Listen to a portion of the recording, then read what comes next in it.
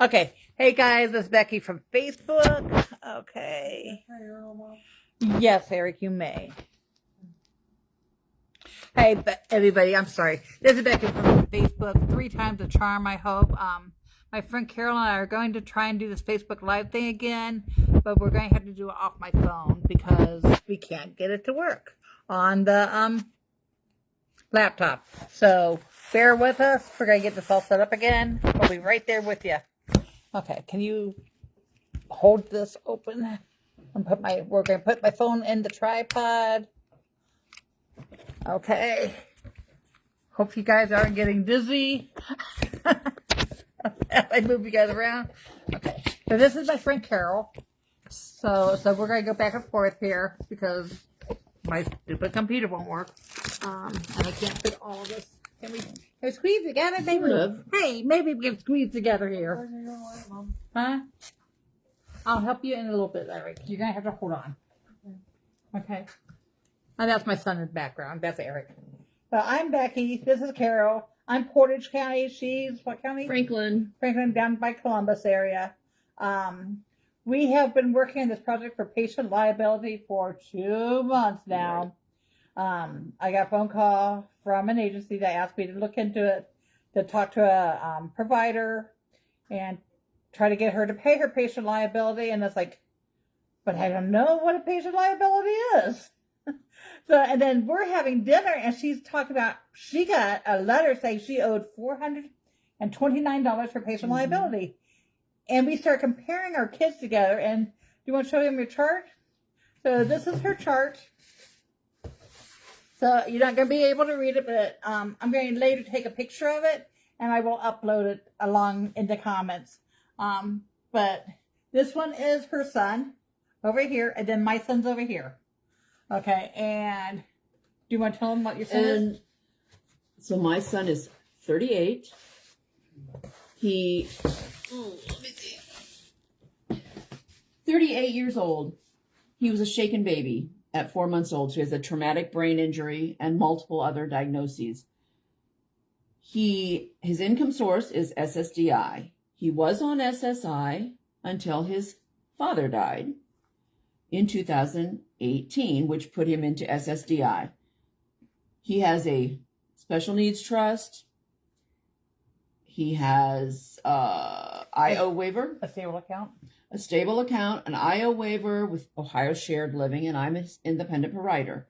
So he received the notice that the amount of his SSDI minus the 1783, which is special income level, gives a balance of $429, which he is obligated to pay to his provider. You. Right. And then Becky's son. My son is 35 as of tomorrow. His birthday's tomorrow. He has a TBI with all these other diagnoses underneath of it. He was disabled at the age of 19, so he has an acquired disability. He wasn't born with it. He has an acquired from an auto accident.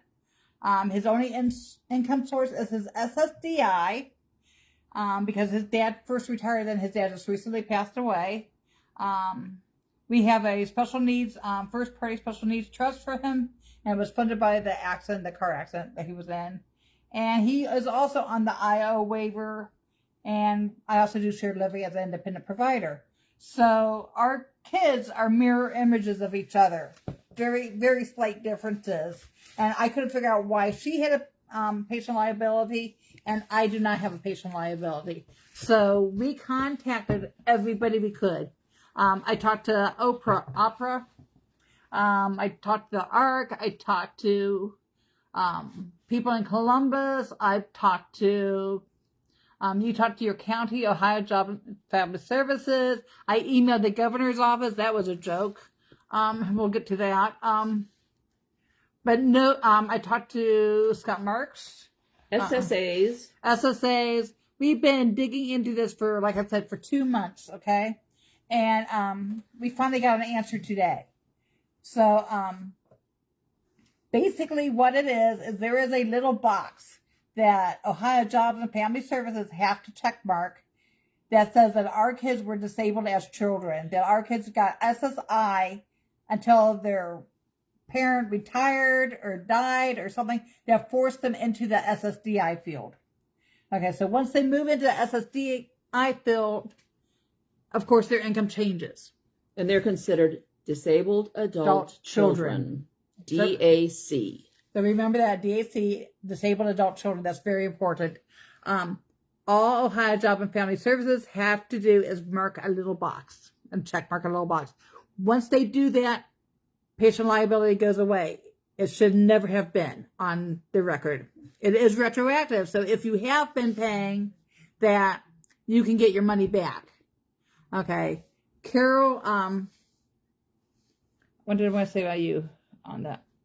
So I had spoken to, Frank, you emailed that I emailed everybody and their brother in Franklin County. Including legislators. With no response or no answers. And I finally sent an email directly to JFS that said, please call me. I need to talk to a human. I did get a phone call from Michael Spondike, who was great. He explained to me that the patient liability was not collectible for DOD waivers because they are special needs waivers and not to worry about it. Okay, but he couldn't really give me anything in writing, and he has been doing this for over 8 years and said he's never seen it. We could not get a rule in writing. Right. So then Becky had spoken to, your response from the governor's office. Oh, yeah. Oh, so I emailed the governor's office, I think it was on Saturday, and I got a phone call Monday. And my message to the governor was sent to this lady named Regina Cook. She is a facilitator.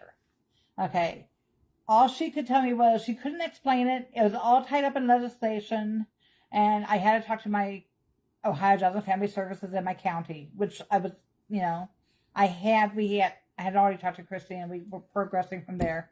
But she made a mistake of calling me and I got her phone number. So I passed her phone number on to Carol and another lady that I'm working with in Cleveland. And because this lady has a $700 a month patient liability. Okay, her child gets a little bit more money than our kids. I spoke with Regina because I spoke with her and explained to her the same thing. She said, I don't deal with long-term care, which is what our kids fall under, is the long-term care rule. She didn't really have any explanation, but she kicked it on up the line, and the next day I got a phone call from Michael Spondike, who is long-term care, a case manager at long-term care ongoing support. And he's the one that told me that there is no liability for our kids because they're special needs. So then I went on. How did I do that? Okay, so I'm getting confused now. Okay, wait a second. So Regina, up to that, and then you get a letter back from the county. So then I get an email back from the county that says, our records indicate that you've already spoken with someone at JFS, and your questions have been answered and resolved, which meant Michael knew what he was talking about because I shouldn't have a patient liability. But no rule in writing. Right. Still no proof. So from there, I don't remember what we did. We called the legislative office, tried to get appointments with legislature. I can't say the word. Legislative people. Yeah, with Sherrod Brown and their offices, and none of them have responded to us. But I have a friend that works for Ohio Jobs and Family Services. Her name is Christina Hara. Yay, Christina. So we set up an appointment with her, and we gave her my information, and we gave her Carol's information. So she took our stuff. Hi, Carol. She took her stuff, and she laid them side by side because our kids are so similar, and said, this is what happened. They marked the box on Eric and said, oh, you were injured before the age of 2. You received SSI. You 22. Are before the age of 22. What did I say? 2. So before the age of 22. So you fall under, my cousin's watching down Florida. Huh. Hi, Jimmy. So anyways, so you are a disabled adult child. My son is a disabled adult child. Okay. Her child was born disabled. No, he was. Well, I'm sorry. He was hurt when he was 4 months old. 4 months old. I'm sorry. You're right. But the box is not checked for disabled adult child. And therefore, he gets a patient liability. Okay, so Christine even went into my son's and she unchecked the box to see what would happen. And as soon as she unchecked the box, my son got hit by a patient liability. So it's that one little box that they need to check mark, and your patient liability will go away. Okay, and it's retroactive. So if you have been being billed incorrectly, they are supposed to reimburse you that money that you have been paying all those years. And this is according to Ohio Revised Code Rule 5160:1 to 3. It has to do with Medicaid, and you can Google this, Medicaid grandfathering provisions and deemed eligibility.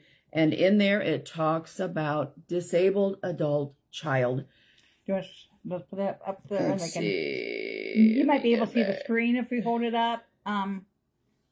So I don't know how good you're going to be able to see that. I have the rule on my computer, so if you want to email me and ask me to send you the rule, I can send it to you.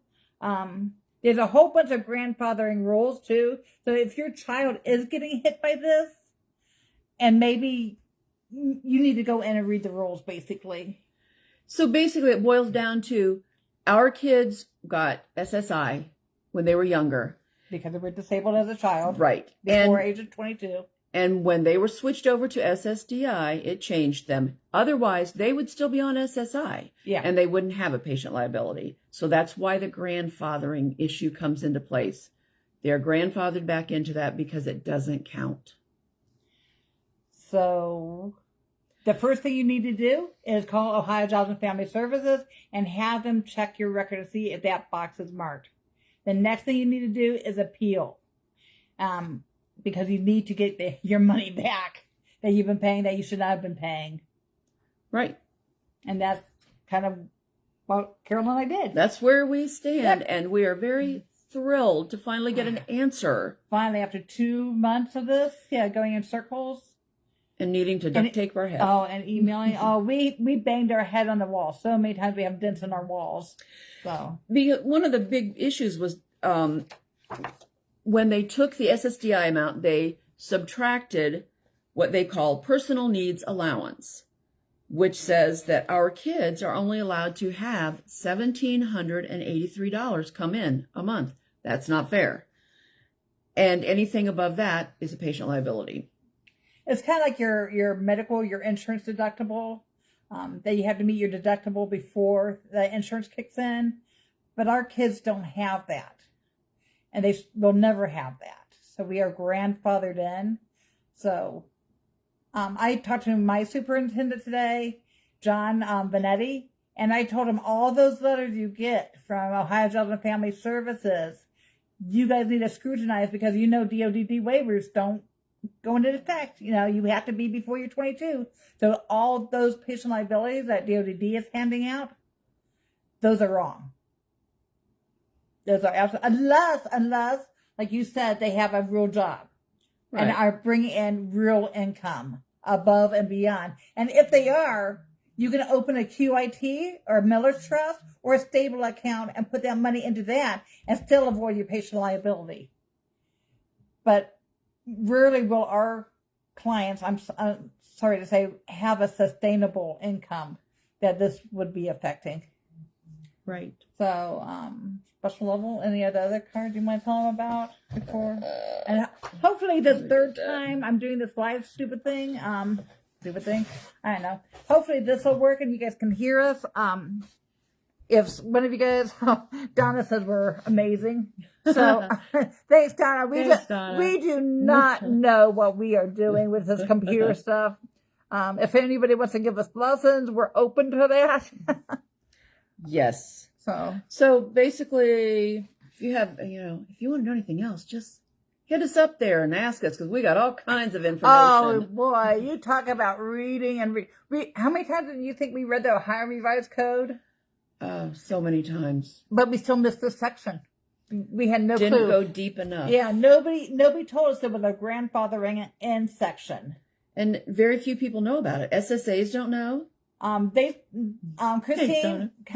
Christine told us that out of 1,000 people that apply for Medicaid, you might have one that falls under the grandfathering clause, and that's why most of the people don't know about it. Such a small percentage. And how many types of Medicaid did she say? She said there's like 40 types of Medicaid. 40 types. So for every type of Medicaid there are subcategories underneath of them, and they have to learn all the rules from. But when you have over 1,000 clients, only one falls under this rule. That rule gets forgotten, basically. And so people just aren't aware of it, and they don't ask. They don't check into it. And if the client just accepts, okay, if they say I owe it, whatever. I don't like it, but I owe it. You can't do that. You have to ask. I'm not going to blame Ohio Jobs and Family Services. As providers, as a parent, if we don't know something, if we don't understand something, you need to appeal and appeal and appeal until you can understand it.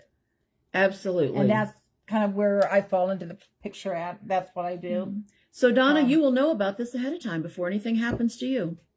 So I'm assuming because we're getting comments, you guys can hear us. Yay! So I took us, half hour, 3 tries. So anyway, this is Becky and Carol. And we're going to sign off. So bye. Thank you. Bye-bye.